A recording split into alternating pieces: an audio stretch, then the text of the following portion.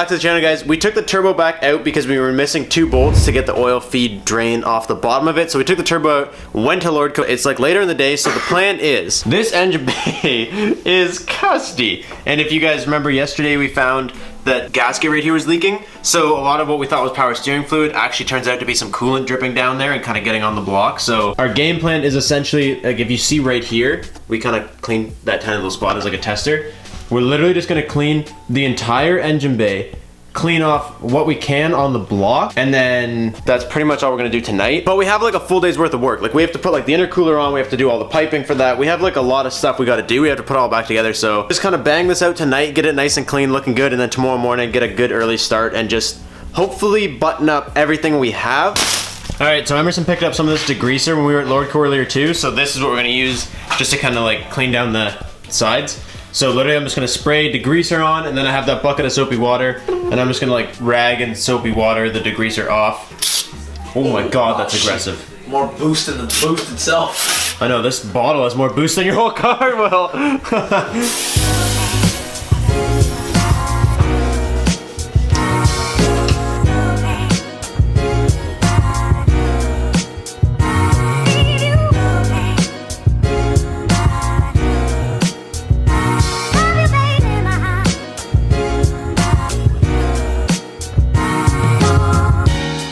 Alright, so this is as far as we got it last night. It's not gonna be perfect, like the car's obviously like, I don't know, how old is your car? Like 30 years old? It looks a lot better. Like the whole point is when you open the hood and you see like a brand new shiny turbo kit, you don't see like 30 years worth of gunge on the side. So Emerson's making a list right now of everything we need from Lordco. And then today's the day we will finally get everything buttoned up on this car. Emerson found these little holes here yesterday. There's like zip ties that used to come out of here. And I found 2 little bolts that I have that just fit in there. So what we're gonna do is we're gonna run his oil line off the sandwich plate, and it's gonna come up, and we're actually gonna buy little supports that'll come right here so you can run the oil line like nice and cleanly in front of the motor. I think that would be cool. He thinks it'd be cool. We got step drills among other things that Emerson had to splurge on over at Canadian Tire. We got a step drill so we can drill the bung for this. When it's a good deal that it doesn't last long, you get it. Don't hesitate. So he bought like a million socket rails. And then we got an oil gasket for the oil pan. You want me to play music? You wanna play music? Of course, dude. Do you guys wanna hear? I guess they don't have a choice. They're gonna listen to music. Yeah, you guys are gonna hear a little bit of music.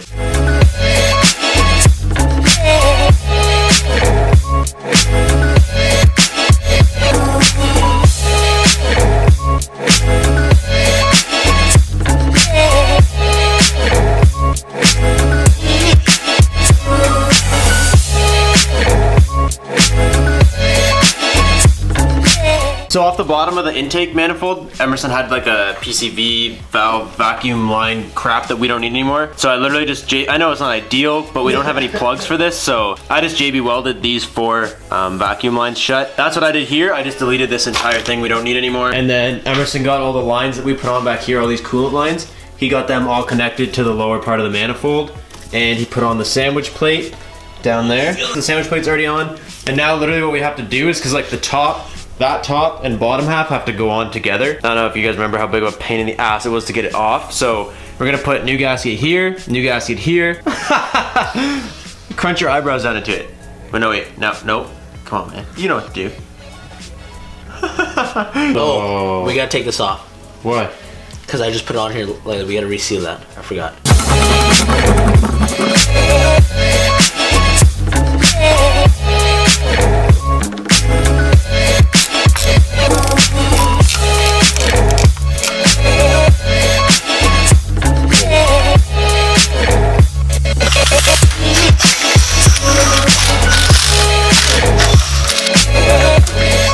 Okay, now you yank all those pieces of paper towel out, and let's do the good stuff.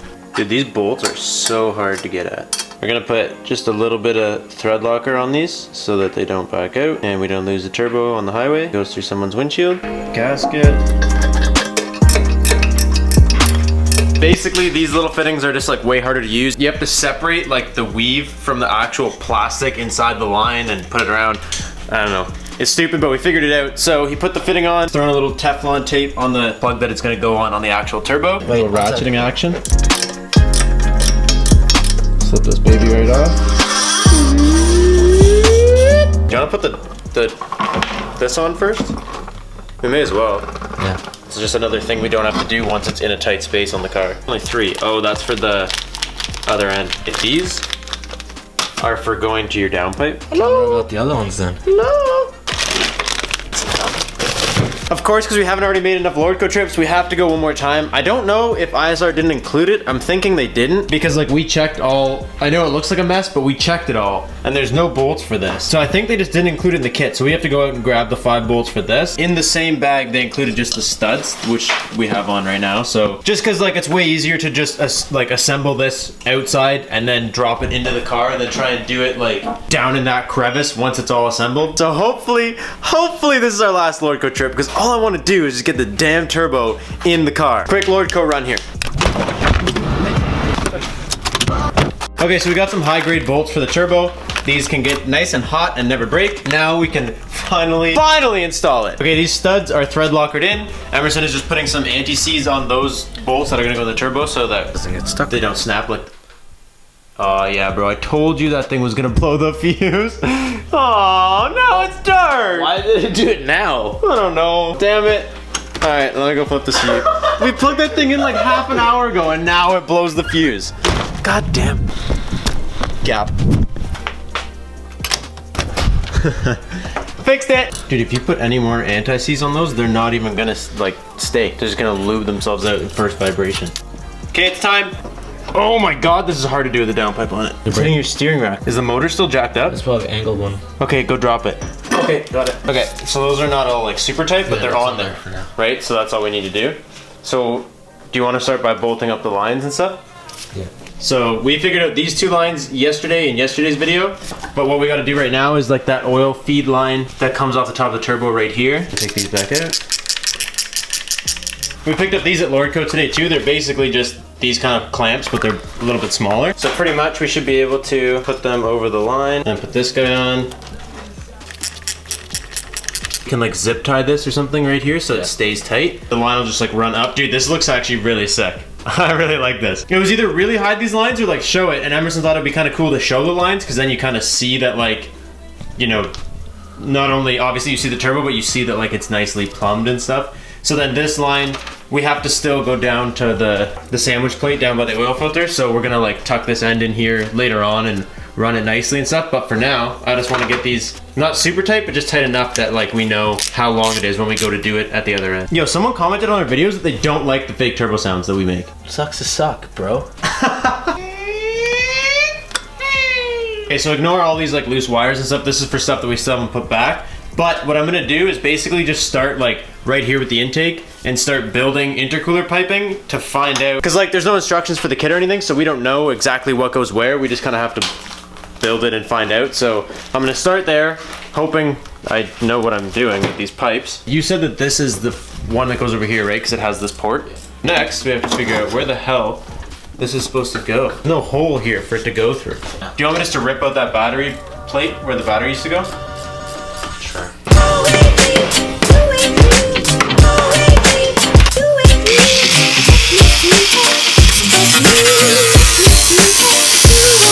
I didn't do it. All that work for a freaking washer fluid bottle. Just so I can get it out of the way. Based on photos and stuff that we have seen, there's like a hole right here.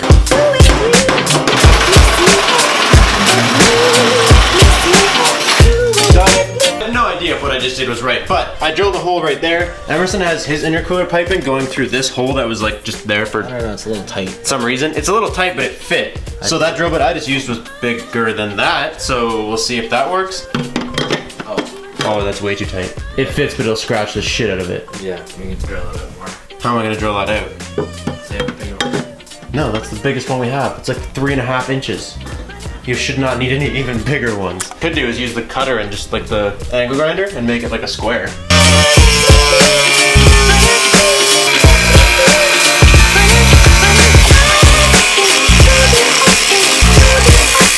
Dude, see? Like these 2 layers were welded together just all over the place. So even if we cut the whole outside of this plate off, when we pull it, it's gonna ruin whatever's underneath it. What are you doing right now? Drilling the bung hole? That back on, do that line, so that's the hardest part. Done. Yeah. You can leave the motor down. And this bad boy? Right here. Right there. I'm gonna drill it.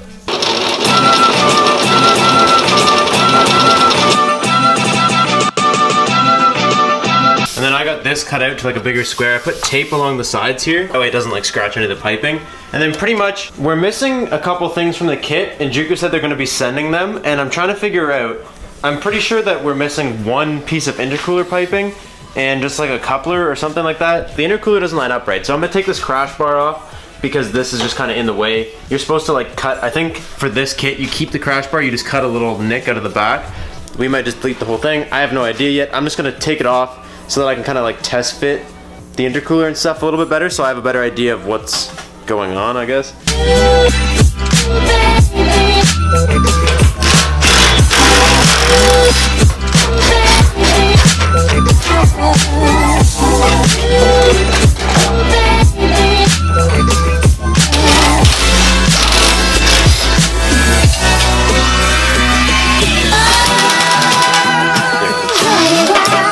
FedEx did to this, but look at how cooked this one is compared to this one. This one I think just needs to be bent down a little bit. That should be okay.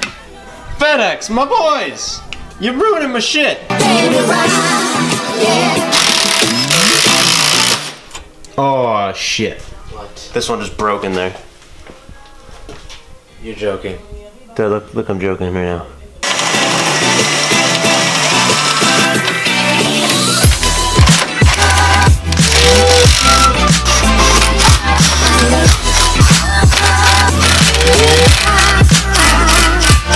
We're literally just playing puzzle right now.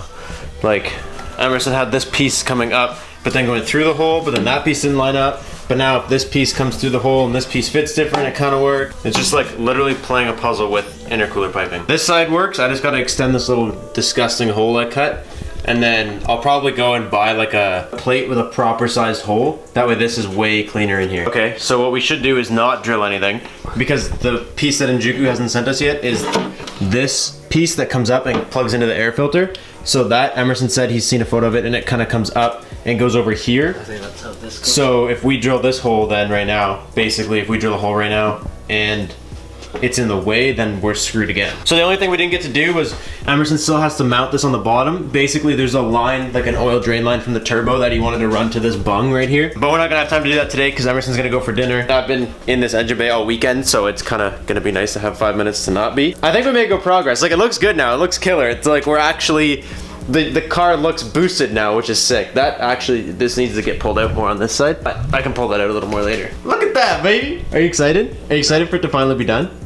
No? You're just as serious as everybody thinks you are? Yeah. Okay. Emerson's like the least serious guy. You guys just all think he's so serious because that's how he comes off in videos. Now we're in a waiting point of that piece, one more coupler, then we're waiting on stuff. We're waiting on rads, injectors, fuel pumps. Progress for today is good. This weekend, I think we were successful. We're doing this one right, so it's taking a little bit longer. The progress is slower, but it looks sick, and I'm stoked. Like, this looks like an actual boosted 240 now, which is cool. I hope you guys are stoked. I hope you guys are enjoying the progress. If you guys are enjoying the progress, make sure you give this video a big fat thumbs up, and I will catch you guys in the next one. Thank you guys so much for watching. Peace out, and stay committed.